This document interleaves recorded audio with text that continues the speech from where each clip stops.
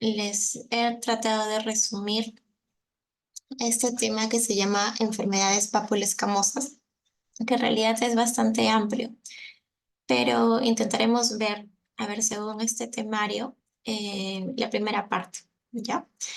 Entonces, acá, ya. Bueno, entonces el tema que hoy vamos a hablar, vamos a tratar acerca de estas enfermedades que están descritas, que son todas las enfermedades dermatológicas que se presentan como lesiones elementales, pápulas y pues escamas. Yo entiendo que pues ya han llevado el curso básico, ¿no? De las lesiones elementales, por lo tanto, de todas maneras acá lo vamos a repasar.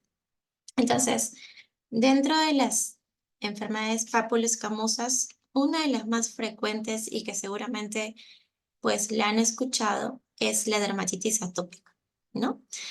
Entonces, la dermatitis atópica se encuentra dentro de esta atopía, ¿no? Quizás la han escuchado así.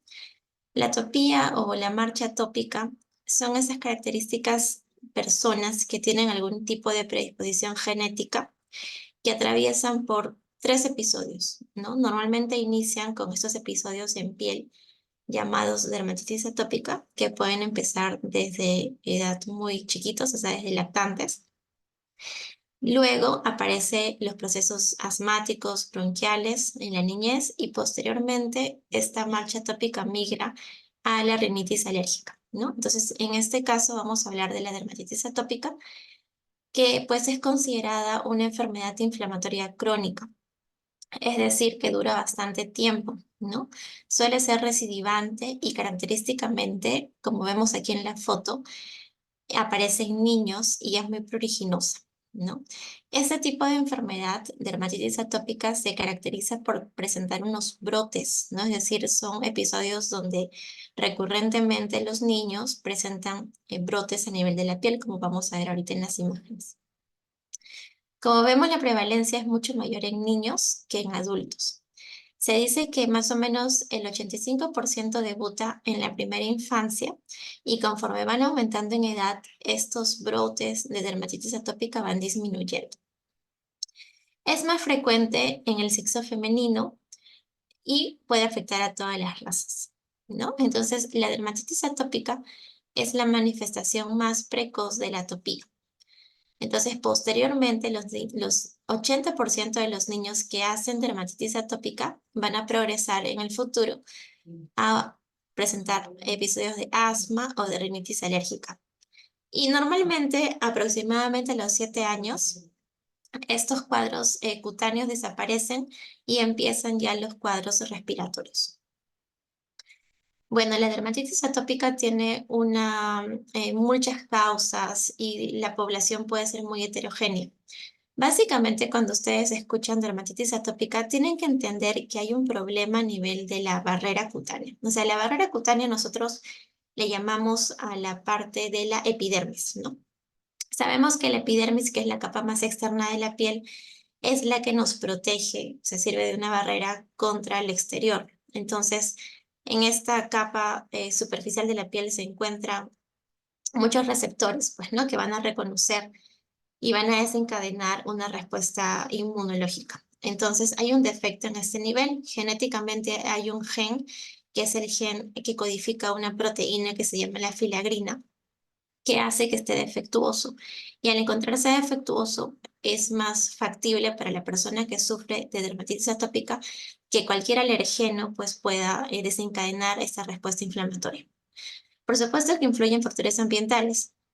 Se habla de una teoría de la higiene en la cual se menciona que los niños que están expuestos a mayor cantidad de alergenos, por ejemplo, mascotas, exponerse a tierra, etcétera, tienen cierta protección frente a otros niños que pues nunca se han expuesto a ningún tipo de alérgenos, ¿no? Entonces, normalmente familias que tienen un solo hijo, que quizás los protegen más de la sociedad, digamos que es más factible que sufran de dermatitis atópica, ¿no? Bueno, entonces, respecto al cuadro clínico, en realidad en todas las dermatitis o las enfermedades papuloescamosas que vamos a ver, siempre se van a presentar de manera diferente las fases de esta enfermedad. Cuando nosotros mencionemos que una enfermedad está en un estadio agudo, normalmente las lesiones suelen ser diferentes, suelen ser lesiones húmedas. Entonces, característicamente, como podemos ver aquí en el niño, las lesiones son vesiculosas. Bueno, quizás no se aprecia bien, ¿no? Pero las lesiones suelen ser vesiculosas, es decir, bolitas, ¿no? Con agua, suelen ser exudativas porque estas se van a romper.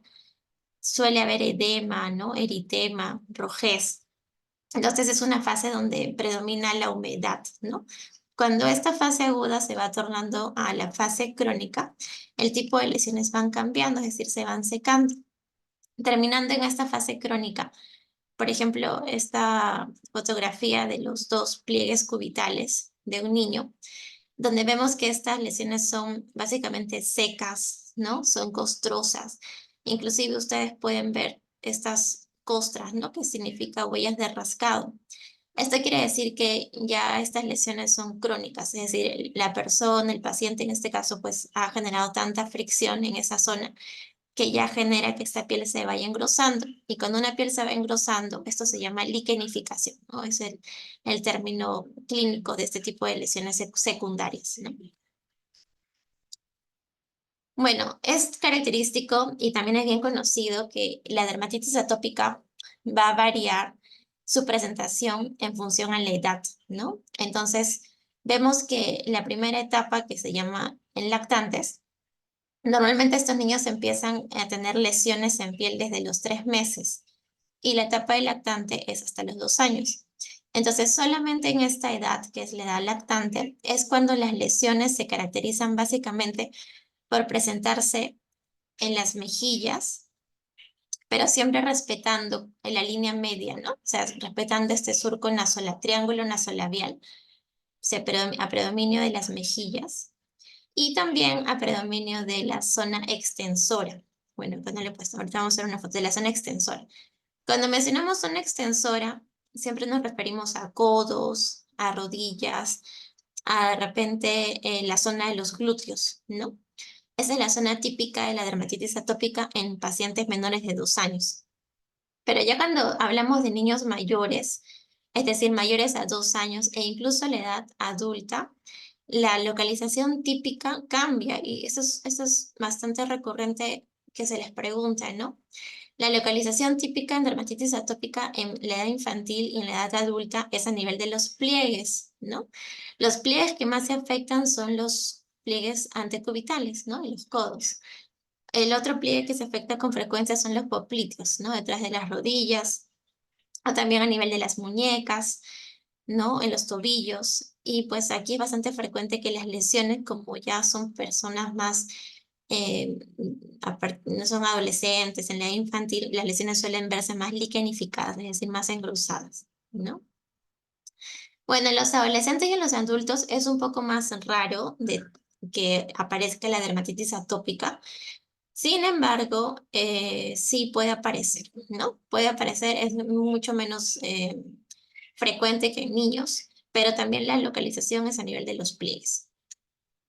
Entonces podemos saber aquí la localización a nivel de los pliegues, ¿no es cierto? Pliegue del cuello, pliegue de las manos, perdón, pliegue de los codos, detrás de las rodillas, ¿no? La zona frecuente. Y vemos que en estos casos las lesiones normalmente están liquenificadas, o sea, están engrosadas.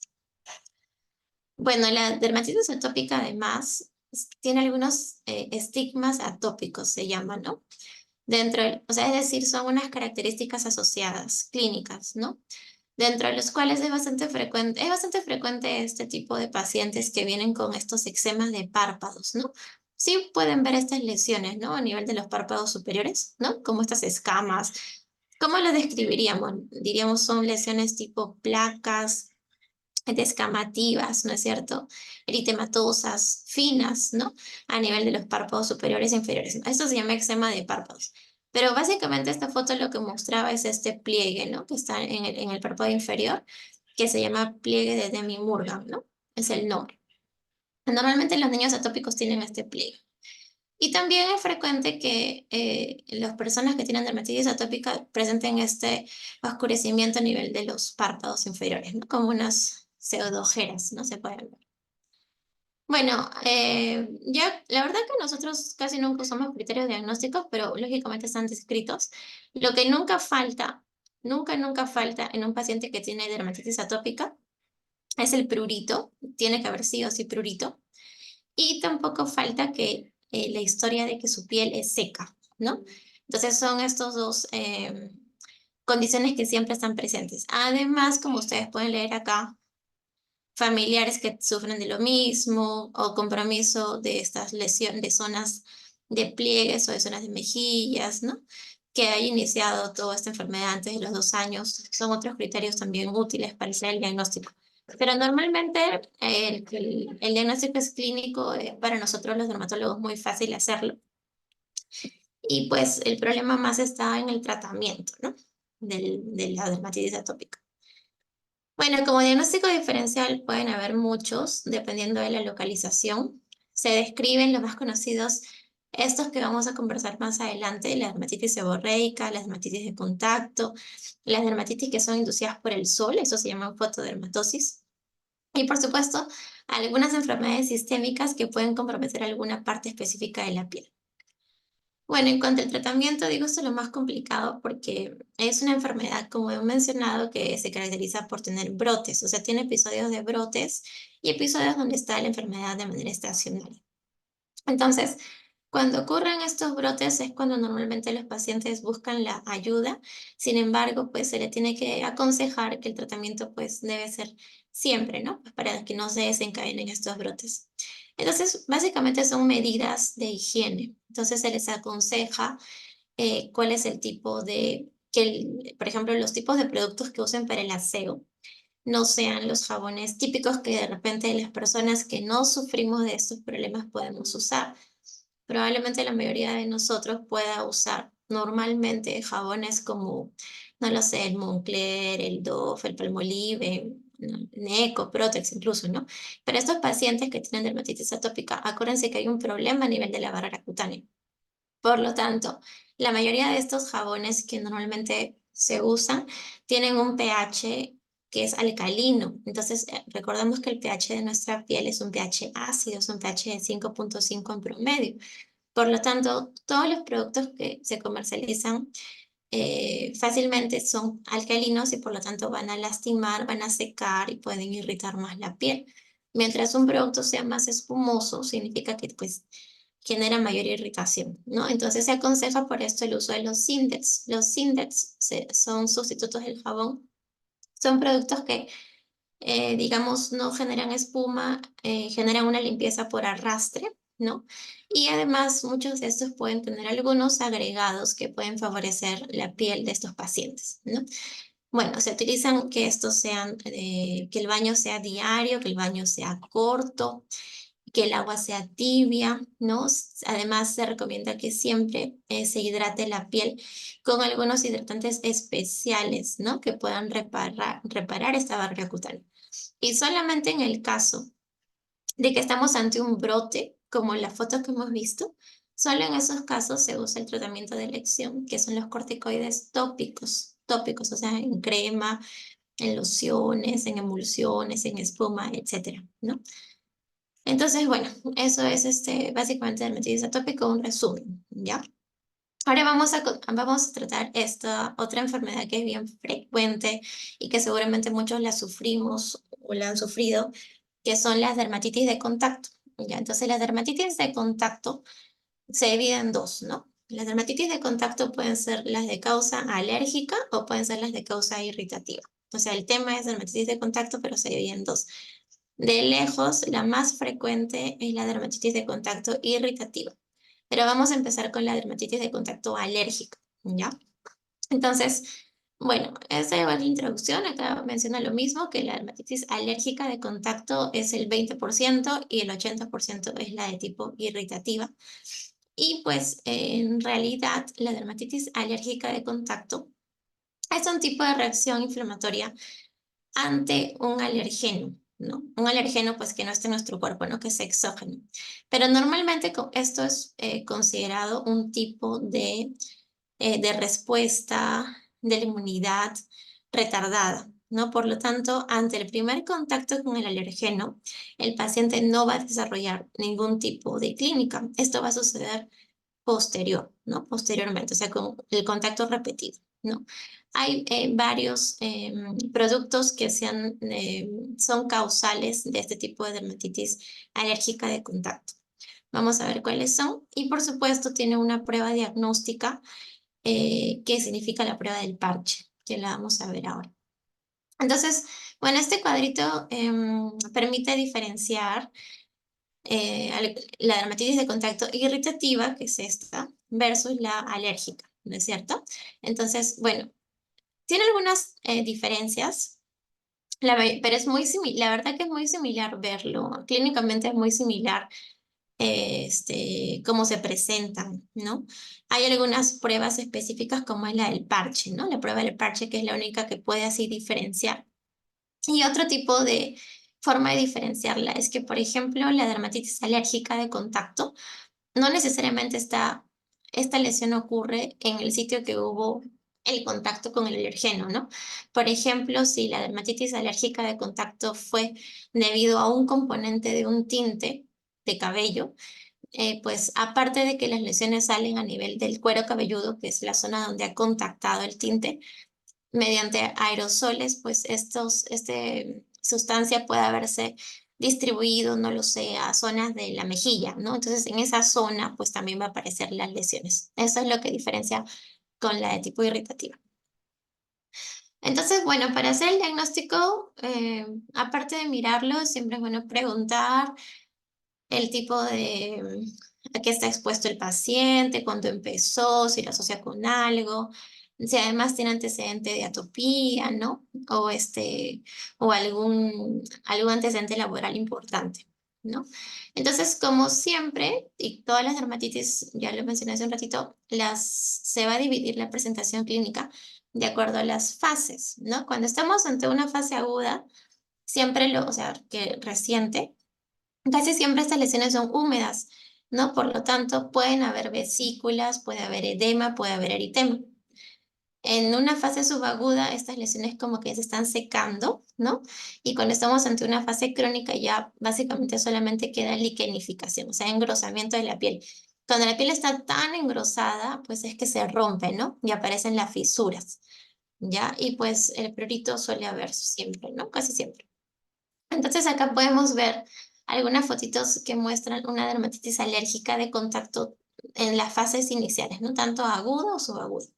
Entonces podemos ver en esta niña toda la zona del surco nasogeniano, del mentón que está comprometido. Entonces vemos aquí que las lesiones que predominan son vesículas y pues estas vesículas se rompen, exudan, ¿no? Sale esta secreción medio mielicérica, o sea, además de todo se impetiginizan, ¿no? Aquí vemos a esta paciente el edema marcado a nivel palpebral, ¿no es cierto? En una subaguda, es decir, que ya está como un poquito secándose, ya se puede ver que estas vesículas están formando una placa, ¿no? Ya de lo que se han roto. O podemos ver aquí que hay un poco de liquenificación, de fisuras, ¿no? Cuando es crónica, vemos solamente liquenificación. Ya podemos ver las escamas, liquenificación. Bueno, nosotros sinceramente no lo catalogamos, esto es para temas de teoría, ¿no? Normalmente cuando ya lo vemos, el tratamiento sí puede variar, ¿no? Cuando estamos ante fases agudas, siempre, o sea, cuando nosotros vemos una lesión que está húmeda, siempre la vamos a secar, ¿no? En una lesión húmeda no podemos aplicar ninguna crema, tenemos que secarla, ¿no? Y se seca de diferentes formas. Hay varios secantes, por ejemplo, la solución de buró o el sulfato de zinc, que ayudan a secar. Y una vez que ya secó, por ejemplo, en esta fase, es mucho más fácil tratar, ¿no? Que en una fase húmeda. Bueno, entonces, digamos que en algunos químicos que están asociados a estas dermatitis alérgicas de contacto, uno de los más conocidos es este que se llama el parafenildiamina, ¿no? Que es un componente de los tintes. Entonces, que justamente en la zona donde está el contacto, a veces no necesariamente ahí aparece la lesión, sino en estas zonas, ¿no? Como está delimitado, o en las partes de la nuca, por ejemplo, ¿no? Y también otros productos que son capilares, como estos que están acá mencionados, persulfato de amonio, gliceril monotiocolato, ¿no? Que están dentro de algunos componentes decolorantes de cabello. Entonces, a veces los pacientes dicen, no, pero yo me he decolorado varias veces y nunca me ha pasado nada. Bueno, de repente en ese momento todavía no había desarrollado la hipersensibilidad. No, recuerda, conoce que es retardada. Entonces, después puede aparecer, ¿no? Entonces, bueno, así es. Entonces, vemos en esta foto que la persona se ha puesto el tinte, el cuero cabelludo, pero pues al momento de lavarse, ¿no? De enjuagarse, probablemente ha caído también a zonas de la frente y ha hecho una hipersensibilidad a distancia, ¿no? A nivel de los ojos, detrás de la oreja, ¿no? Así, entonces igual esta señora seguramente es un tinte, o un champú, ¿no? Mencioné que un champú y por el lavado, pues es que también afecta el rostro, ¿no? También el componente, uno de los componentes bien frecuentes que puede generar eh, este tipo de dermatitis alérgica es el níquel, ¿no? El níquel de los que están en los aretes o a veces en los botones de los pantalones o en el palito de los lentes, ¿no? Estos también pueden generar dermatitis de contacto alérgico. Entonces la prueba es la prueba del parche. Esta prueba del parche, o también llamada epicutánea, es la que hace el diagnóstico, ¿no? Es positivo para una dermatitis alérgica de contacto. Es negativa para una dermatitis irritativa. Entonces consiste en que en el paciente se le colocan varias sustancias, de las más comunes, digamos, ¿no? Y se espera más o menos, se evalúa después de 8 horas, de 48 horas, se va evaluando después de varias horas a ver si es que hace algún tipo de reacción. O sea, si aparece una vesícula, si se pone rojito, si aparece una ampolla, en este caso esto es una ampolla, pues es recontra positivo, ¿no? Bueno, esto normalmente lo hacen los inmunólogos, ¿no? Lo hacen los inmunólogos. Bueno, y la que es más frecuente es esta, ¿no? Que es la de tipo irritativa. Y seguramente que todos lo hemos tenido en algún momento o conocerán a alguien que lo tiene. La zona más frecuente de dermatitis de contacto irritativa es en los dedos, o sea, en los pulpejos. Y pues esa netamente hay irritantes. O sea, a cualquier persona le puede pasar. Por ejemplo, el alcohol, por ejemplo, el detergente, el lavavajillas, la lejía, no lo sé, el ácido muriático, todo lo que podamos considerar irritante. Los jabones, por ejemplo, Bolívar, estos jabones de colores, ¿no? Entonces, pueden desencadenar estas dermatitis irritativas. Por lo tanto, es bien frecuente en personal de salud, ya que usamos los guantes o este material de látex, ¿no? Entonces, va a influenciar acá el trabajo, el tipo de trabajo que hacemos, ¿no? Este, además, también influye que la concentración del producto, ¿no? Hay personas que pues nunca desarrollan este tipo de problemas, ¿no? Pero hay gente que es un poco más sensible y pues es muy fácil que puedan desencadenarse. Entonces, como podemos ver aquí, igualito, cuando estamos ante una fase aguda, aparecen vesículas, aparece exudación, ¿no? Cuando estamos ante fases crónicas es la liquenificación, o sea, la mano se pone así, aparecen las líneas y se pone áspera y esto es bien frecuente a veces en personas que hacen muchas labores de casa sin protección, ¿no? Sin guantes. Es bien frecuente que aparezca así, ¿no?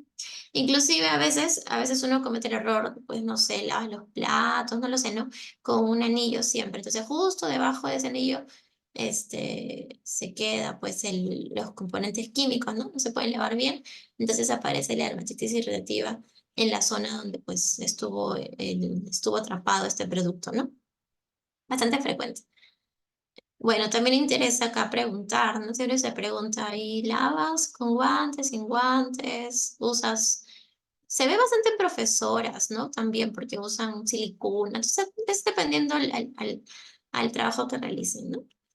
Bueno, el principal diferencial va a ser la dermatitis alérgica de contacto, pero digamos que no importa tanto porque el tratamiento es prácticamente igual en estos dos casos, ¿ya? Otro diferencial importante, eso sí, es la psoriasis, porque hay una psoriasis que aparece en palmas y plantas. Entonces, la psoriasis palmar sí es un diferencial de la dermatitis de contacto irritativa. Bueno, hongos también puede ser un diferencial porque también hay algunos hongos, unas tiñas, ¿no? Que pueden aparecer en la palma de la mano y ser seca, ¿no? O en la planta de los pies también. Entonces, ¿cómo se manejan las dermatitis de contacto? medidas preventivas básicamente, ¿no? Entonces tiene que reducir el contacto con el irritante de todas maneras. Pues se le aconseja utilizar otro tipo de producto, se le aconseja además alguna forma para mejorar la barrera cutánea, ¿no? Y pues que sobre todo que entiendan que esto puede regresar las veces que sean necesarias. O sea, cada vez que cojan estos irritantes va a volver a aparecer. Bueno, el tratamiento es, aparte del manejo, es con corticoides, ¿ya? Con corticoides se trata, tópicos, salvo sea un cuadro muy extenso, pues que en este caso requiera corticoides orales, pero normalmente es con corticoides tópicos por un tiempo determinado y el corticoide va a depender de la zona que esté afectada. No es lo mismo que esté afectada las manos, donde podríamos usar un clobetasol, a que esté afectado los párpados, ¿no? Donde usaríamos una metilprednisolona o una hidrocortisona. Va a depender de la potencia del corticoide de la zona que está afectada. Bueno, la dermatitis irritativa, en realidad la dermatitis de pañal es un tipo de dermatitis irritativa, o sea, de contacto irritativo. Pero como es tan frecuente, pues sí se ve mucho en pediatría, entonces como que lo ponen aparte. Pero en realidad la dermatitis de pañal es un tipo de dermatitis de contacto. ¿Por qué? Porque a diferentes sustancias, ¿no? Al mismo pañal, a veces, el material plástico, o a la orina, a las heces, ¿no es cierto? Y muchas veces, y esto es bien frecuente, que los pacientes, o sea, esto ocurre, dermatitis del pañal, ocurre sobre todo pues en bebés, ¿no? En lactantes, ¿no? Cuando están usando los pañales. Pero el problema es que muchas veces los consejos que se les da o de repente el hecho de automedicarse hace que se compren estas cremas, ¿no? Que son polivalentes, que digamos que es esta crema Notil, Portil, Iconil, ¿no? ¿Se han escuchado? Medipiel, Dermapiel, todo esto. Entonces, digamos que el usar estos corticoides hace que aparentemente camuflan, aparentemente las lesiones, pero después va a desencadenar, pues, hongos, ¿no? Por ejemplo, el hecho de las cándidas. Porque, o sea, cuando tú aplicas un corticoide, tú estás inmunosuprimiendo localmente la zona donde tú le aplicas. Entonces, en una zona que es húmeda y tú la inmunosuprimes con un corticoide tópico, entonces vas a hacer que brote hongo. Y el hongo más frecuente que aparece en la parte del pañal es la cándida, ¿no? Entonces la cándida prolifera, entonces se agrava. Digamos que el problema de esta dermatitis de pañal es que aplican más cosas de más, entonces empeoran el cuadro, ¿no? Entonces, ahorita vamos a ver el tratamiento, pero básicamente esto ocurre. ¿Por qué ocurre? Primero porque los papás a veces no cambian el pañal frecuentemente, dejan al niño con el pañal mucho tiempo, entonces la humedad hace que el exceso de hidratación más los desechos de la orina, que ya saben que es la urea, esto va a macerar, ¿no es cierto? El estrato córneo, como está el cuadrito acá, o sea, lo macera. El hecho de que esté macerado, si una piel está macerada, o sea, húmeda, ya está alterada la función de la barrera cutánea. Por lo tanto, puede entrar cualquier germen, microbio y por lo tanto irrita la piel. Igualito las heces, ¿no? Las heces tienen, miren, estas más enzimas que van a degradar al final los lípidos y las proteínas.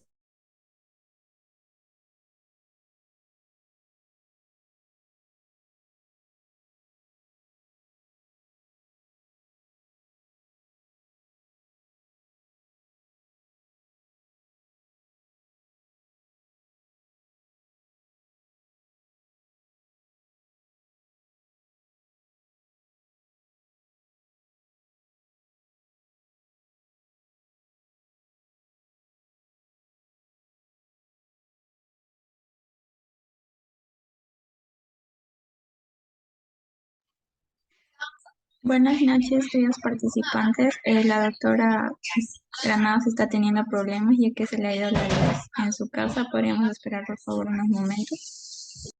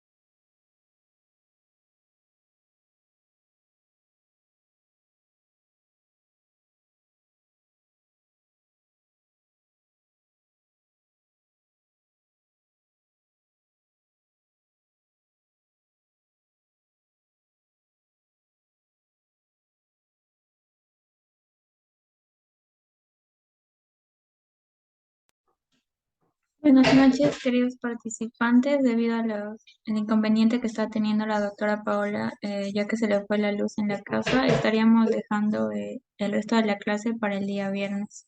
Lamentamos lo sucedido, sin embargo, esta situación escapa de las manos de la doctora, así que por favor les pedimos que esta clase pueda recuperarse el día viernes.